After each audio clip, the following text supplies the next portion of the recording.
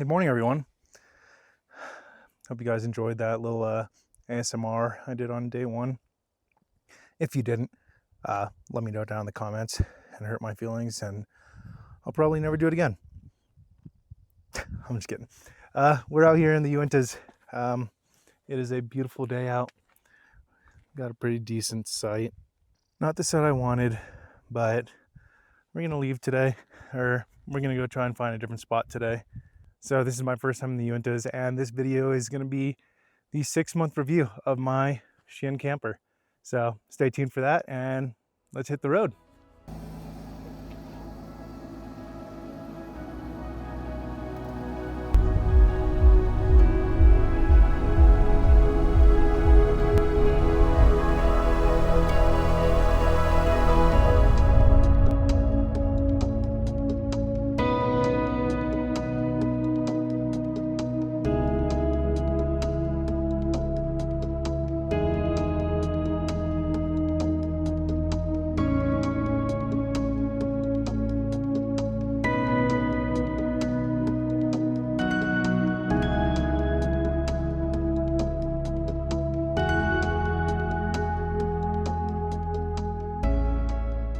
All right, so we found camp for the night.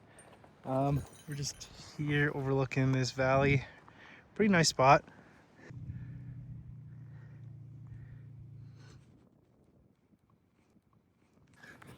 All right, so we're probably gonna play for a little bit, and then I guess we can get into the camper stuff and then make some dinner.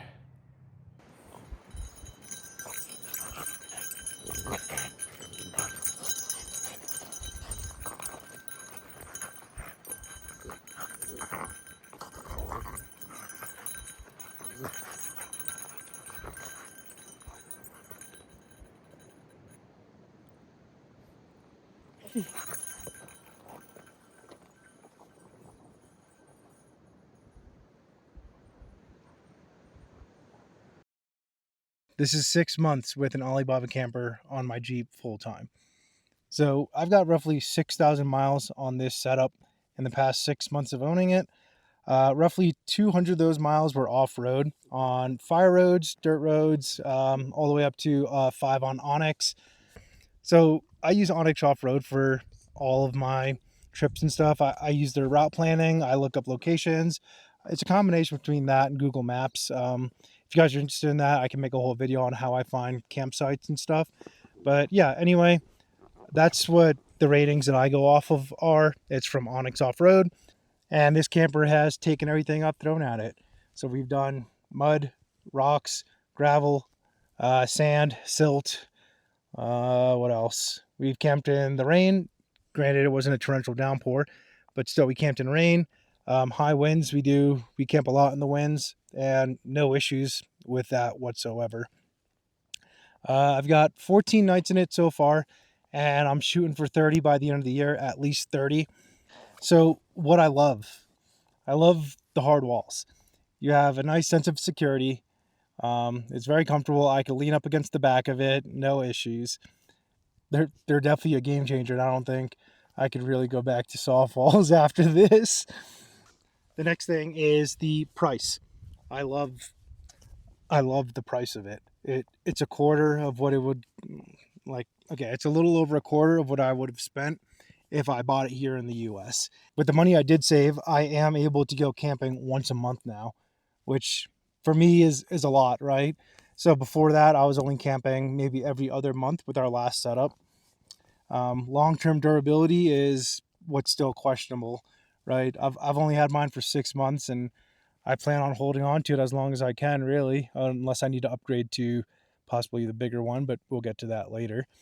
The other thing is all the windows and covers were included in the purchase price. The last thing I like is it's relatively light. It's made of all aluminum, and compared to some other campers that I was looking at, it's right around their weight. This is 420 pounds with the outdoor kitchen, and some of these other campers were pushing around the same weight with soft walls. I do plan on getting it fully weighed out once I'm done with interior build part 3, which will be happening soon-ish. Still working on it. Okay, so on to what I hate, right? There isn't really much to hate, but there are things that like I dislike, right? So one of the big things that I always get asked about is the bedding. Can I keep bedding up there? Can I keep my mattress up there? The answer is no, and that is the thing that I dislike about it. It sucks having an extra step at camp, but I guess if I wanted to use their mattress, I could just leave that up there and throw a sleeping bag. But I personally like to be pretty comfy when I'm camping. So we've got a 4-inch foam mattress up there, a bunch of blankets, comforters, full-size pillows, the whole shebang. So that is one of my biggest gripes is that you can't keep bedding up there. If they did allow it, that would also solve my number 2 dislike, which is you can't fully sit up. The ceiling is just short enough where I can't fully sit up. I could sit up like 85, 90% of the way. Um, Not a big deal, not a deal breaker for me because I know it's a trade off for having hard sided walls. And I could also just stand up if I need to, like down in the bed, or I could just sit up there if I really need to. I'm only up in bed really to sleep now because it's no longer a hangout area like our last rooftop tent was. Yeah, so that's my number 2 dislike. And the last one is really, I don't know if it's just everyone or if it's just me, but my bed platform is really annoying to pull out. Once you get it over the metal, it's hard to like grip or grab anything, especially when you have stuff up there. I've been using a little pry tool on my keychain that I use just to lift up to get a hand underneath or a finger underneath to pull it out. But yeah, not super. There, I don't know. I think that the pros really outweigh the cons for me. That it's really hard to come up with something that I don't like. Maybe after another 200 miles off road or after a full year of using it, maybe I'll find more things I dislike. I mean, there's small little gaps here and there, like up top where the tent meets the actual roof cap. But again, this isn't a $20,000 camper, so you kind of have to set your expectations to the par for the course. You know what I mean? You can't buy this camper and then beep and complain about everything, right? You know what you were buying. But let's go into the options, right? So there were a bunch of options that were offered when I was buying the camper. Not as many as there are now. There's definitely a lot more now, which is pretty cool. But the only option I did opt for was the outdoor kitchen. I do most of my cooking over the tailgate or over the fire. So I'm still debating if I really want to build out cabinetry and organization in there to really set it up for a kitchen, or if I just want to turn it into an actual like gear storage location. For now, it's just storage for kitchen stuff and my stove. The other options that were offered were the 270 awning, the shower awning, a shower tank, like the water tank for it, a cap, and then Molly panel for the doors, solar, and a roof fan. Let's get into the 270 shower awning and shower. Um, I already had my eye on a different brand from even before I bought this camper. I already had ideas of who I wanted to go with. I still need to order it, but I will eventually go with that brand. They offer a cap that allows you to remove the tent portion. You guys may notice that I call it a tent and then a cap. I consider them two separate parts of the camper as a whole, right? You have your cap portion, which just covers the above the bed cap area, and then the tent is the part that lifts up. It's just the way that I say it. I don't know if it's actually correct. It's just how I differentiate between the two portions. But yeah, so they offer a cap where you can remove the tent portion, and essentially you would be able to use it as a canopy or just a bed cap without the tent. I opted not to do that, and I'm pretty happy that I didn't because that was one of the options I was looking at. But I'm happy I didn't because putting the tent on and lining up the holes, unless you have a good way to install and remove that tent all the time, it's going to be annoying. And that's just going to be a dust collector because you're never going to want to remove the tent. The exterior molly paneling. Personally, I like the clean look of the doors. I think that this camper looks really good on a Gladiator, especially with the lines. And I figured if I ever needed to mount something, I'd just drill straight through the doors. And sure enough, I ended up mounting a Rotopax on my driver's side shout out to Sam for that. Really appreciate it. Check him out, guys. He's got a really sick, nasty Raptor. Does a lot of cool stuff with it. So yeah, thanks again, Sam, for the Rotopacks. So these are the two most things I see on Facebook being asked about all the time. It's going to be solar and the rooftop or roof fan. So I personally didn't go with solar. I already knew coming into this that I wanted to have a DC to DC charger, and it was going to be Blue Yeti because that's just what I used before. So no need for solar, and if I needed to, I could just get external solar panels like my last setup. But the way that I camp is I stay in one location and then I move on to the next. So today I drove about 2-3 hours and my battery went from 60 to 100 by the time I camped. And then next is the rooftop fan, or the roof fan, roof vent fan, whatever you want to call it. That is the one thing I sort of regret not getting. It would have been nice to just have that already installed and then upgrading it once it broke. Today, the temp outside was 71 and it hit 82 degrees inside. So some stuff that they offer now that they didn't offer when I was building mine out are legs to be able to remove the camper, barn doors, and the wide version. If I was running like a super lightweight setup without an interior build, I would probably buy the legs so I could remove the camper easily, keep it in the garage, and then just use my truck for truck stuff or get better fuel economy to go to work. I don't know. It's a Jeep. I didn't buy it for fuel economy. I bought it to wave at people and get ducks, right? So yeah.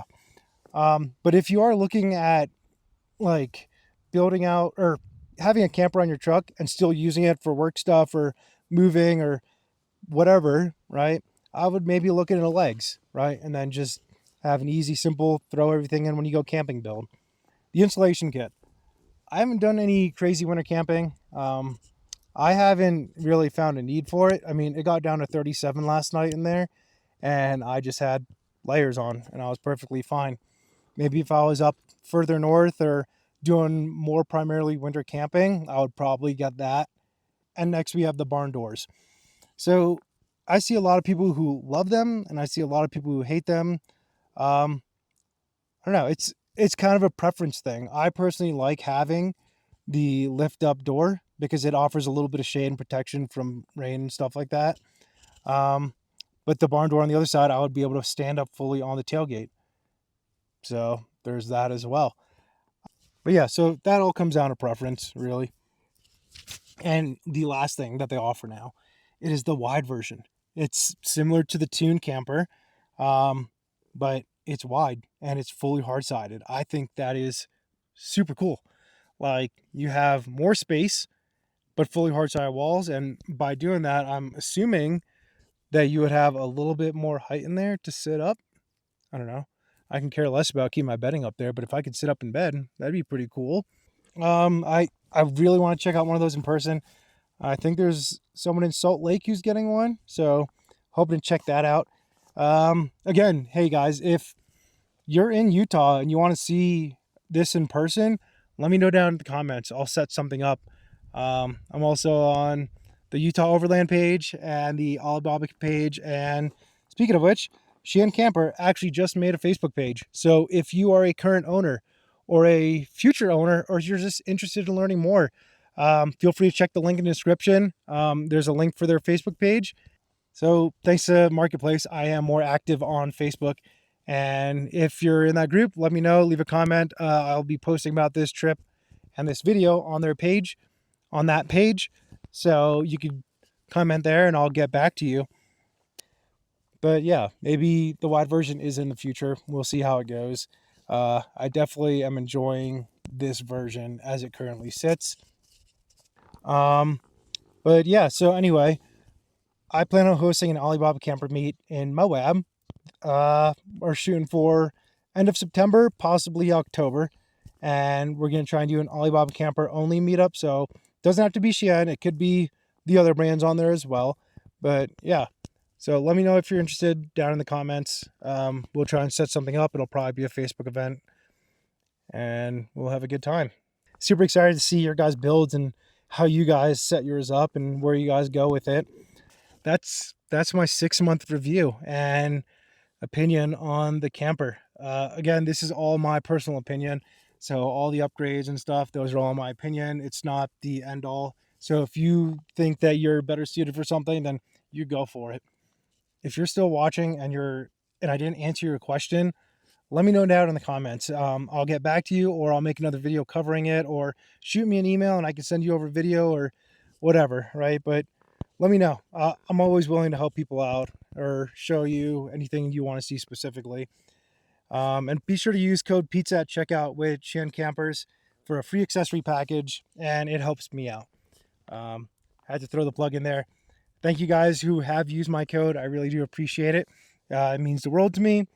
And be sure to check out the other links in the description for some of the other goodies and stuff that I use. Again, it all helps me out. One last thing. I know that I'm still a little ways away from 5K, but at 5K, I will be doing my first giveaway. You guys are what makes this possible. I love sharing what I do, and I love creating, right?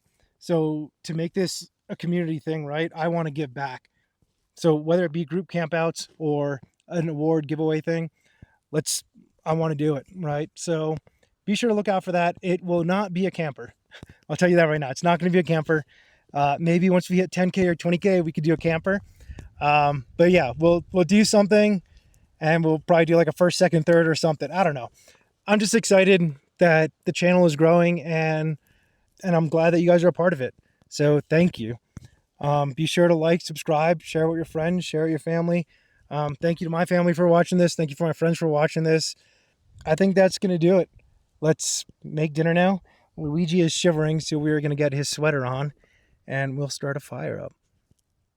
Yeah. Thanks again, guys. This is our new toy. It is the Potensic Atom 2.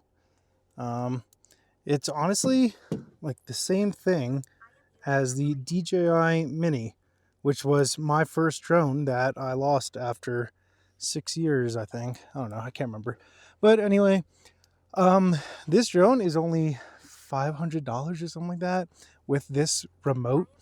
So yeah, like I figured I'd give it a shot.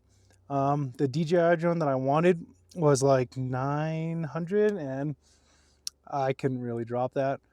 So yeah, we're testing out this drone. I'll let you guys know how it goes. It's definitely a nice budget version.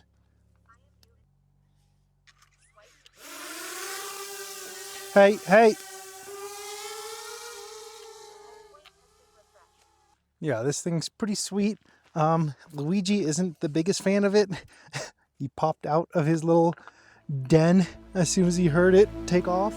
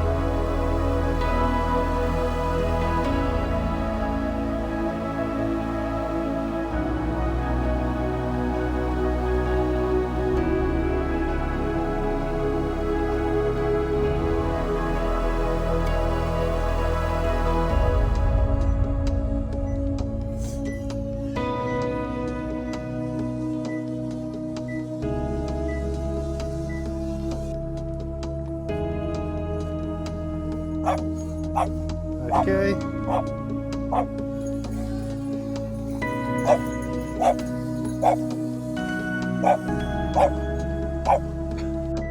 Gosh, dude. Jumping out.